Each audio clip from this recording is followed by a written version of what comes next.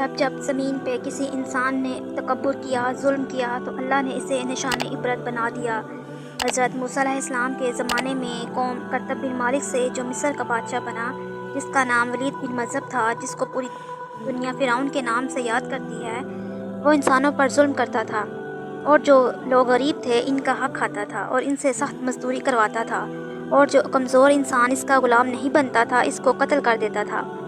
تب ہی اللہ نے اپنے نبی موسیٰ علیہ السلام کو حکم دیا کہ اے موسیٰ، ان تک میرا پیغام پہنچاؤ کہ وہ انسانوں پر ظلم نہ کرے، ورنہ اللہ کا عذاب ان کو لے ڈوبے گا۔ جب اللہ کے نبی نے اللہ کا پیغام فرعون کو دیا تو وہ لوگ مذاق اڑانے لگے اور کہنے لگے، یہاں کا خدا میں ہوں اور میں کسی کو نہیں مانتا۔ اللہ تو بس اپنی نشانیاں حضرت موسیٰ علیہ السلام کے ذریعے سے دکھاتا رہا، اور پورا مصر حضرت موسیٰ علیہ السلام کے معجزات کو دیکھ کر حیران ہوتا گیا۔ کچھ لوگ ایمان لے آئے اور کچھ فرعون سے سوالات کرنے لگے۔ بلاآخر فرعون موسیٰ علیہ السلام کے معجزات کو دیکھ کے اس بات تک آ پہنچا کہ اب وہ موسیٰ علیہ السلام اور اس کی قوم بنی اسرائیل کو قتل کروا دے گا۔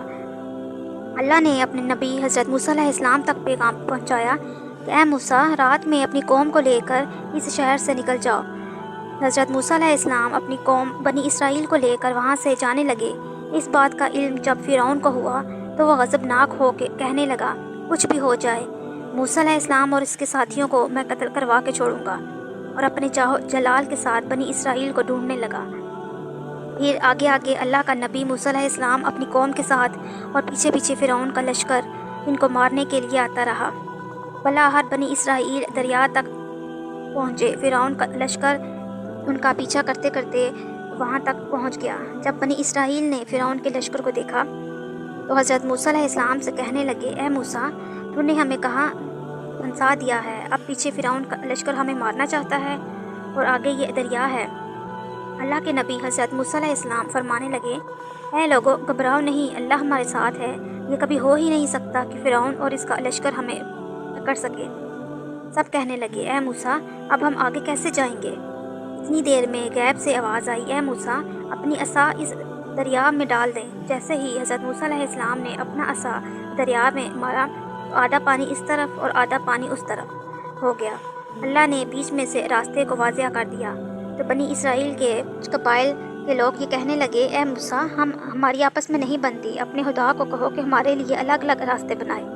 بس اللہ کے نبی حضرت موسیٰ علیہ السلام نے اپنے دریا کے 12 الگ الگ جگہوں میں عصا ماری، 12 الگ الگ راستے بن گئے اور وہ قبائل الگ الگ ہو کر دریائے نیل سے گزرنے لگے۔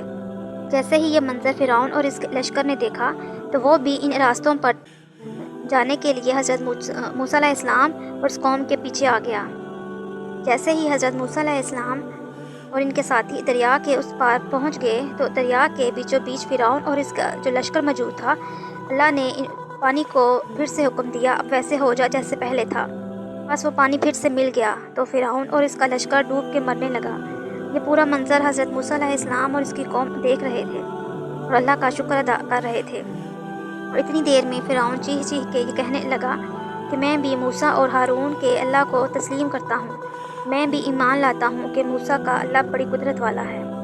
اتنی دیر میں غیب سے آواز آتی ہے کہ اے فرعون، اب ایمان لاتا ہے، اب تو دوزخ کی دہلیز تک پہنچ چکا ہے۔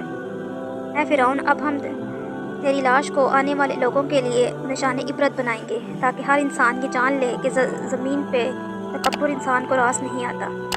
آج بھی اللہ نے فرعون کی لاش کو نشان عبرت بنا کے رکھا ہے۔ بے شک جیسے انسان نے تکبر کیا، انسانوں پہ ظلم کیا، وہ اللہ کی رحمت سے دور ہو کر دوزخ میں پہنچ جاتا ہے۔